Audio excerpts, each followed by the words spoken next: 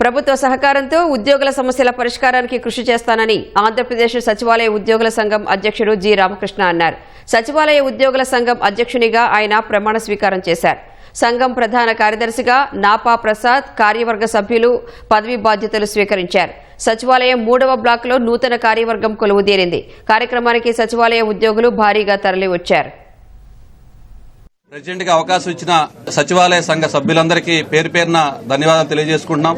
మా కొత్త కార్యవర్గం ఈరోజు కొలువుదీరుతుంది. ఉద్యోగులు ఏదైతే ఆశిస్తున్నారో మా నుంచి తప్పనిసరిగా వాళ్ళ ఆకాంక్షలకు అనుగుణంగా పనిచేస్తాము. ప్రభుత్వానికి ఉద్యోగుల మధ్య వారధిగా ఉంటూ ఉద్యోగుల హక్కులు కాపాడుకోవడంతో పాటు ఏదైతే పెండింగ్ సమస్యలు ఉన్నాయో ఒక్కొక్కటి పరిష్కరించుకుంటాము. సిపిఎస్ ఉద్యోగులకు సంబంధించిన డిఏ అరియర్స్ గౌరవ ముఖ్యమంత్రి గారు ఈరోజు చెల్లించడం జరిగింది. పెండింగ్ బకాయిలు మా సంఘం తరపు నుంచి గౌరవ ముఖ్యమంత్రి గారికి కృతజ్ఞతలు తెలియజేస్తున్నాం. అపరిష్కృతంగా ఉన్న ఈ సమస్యలన్నీ ఒక్కొక్కటిగా ముఖ్యమంత్రి గారు సాల్వ్ చేస్తారని మాకు నమ్మకం ఉంది. ప్రభుత్వానికి మంచి పేరు తీసుకురావడానికి, మా సభ్యులకు సంబంధించిన సమస్యలు పరిష్కరించుకోవడానికి మా సంఘం దృఢనిశ్చయంతో పనిచేస్తుందని మీ అందరూ తెలియజేసుకుంటున్నాను.